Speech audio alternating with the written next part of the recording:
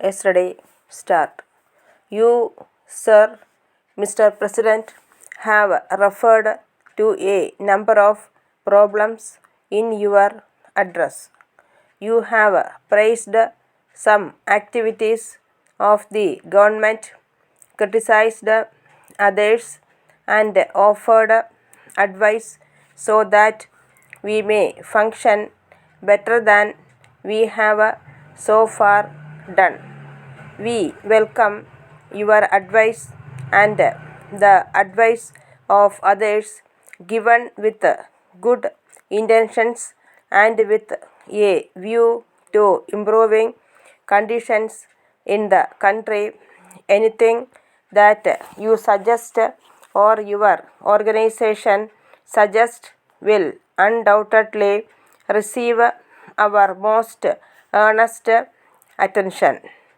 I am sure that you don't expect me to deal with the various matters you have discussed. Perhaps it would be more suitable to the occasion if I spoke to you about certain matters of basic importance, for we have to be clear in our minds about our basic social objectives.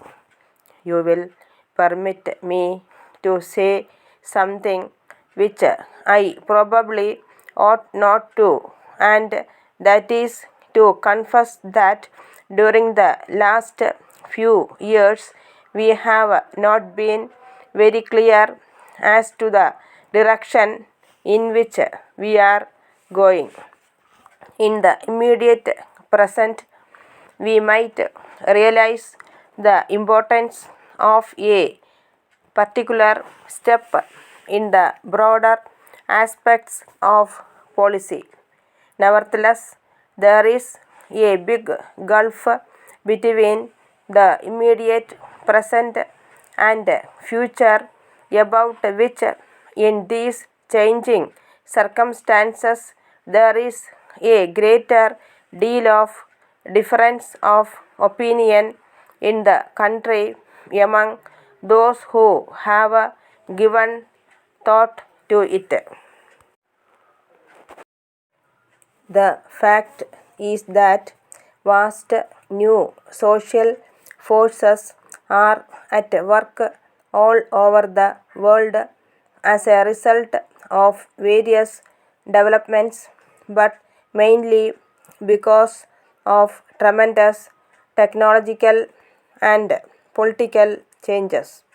In India and Asia, large numbers of people have become politically conscious and refuse to submit as they did in the past.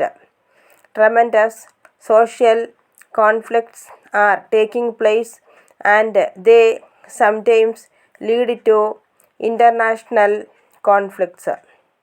The great nations of the world are following economic policies that differ widely from one another.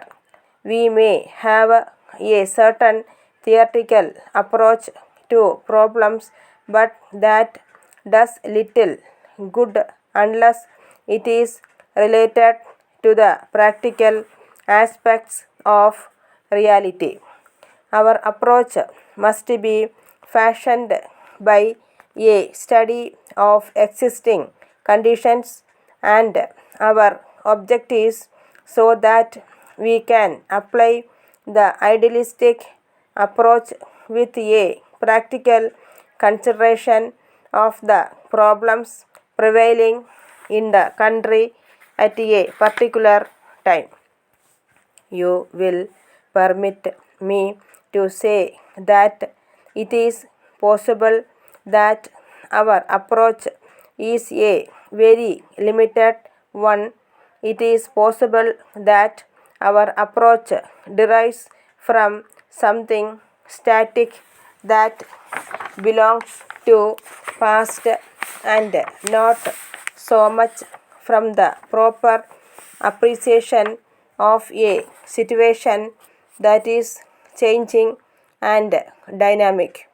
Towards the end of your address, you referred in general terms to various objectives that we have.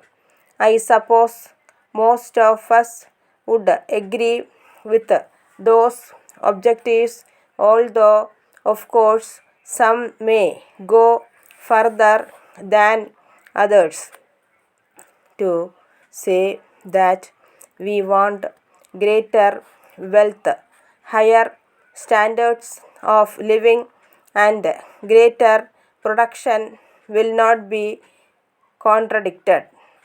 We have to achieve these objectives not merely mechanical but also in a social sense, which is very important.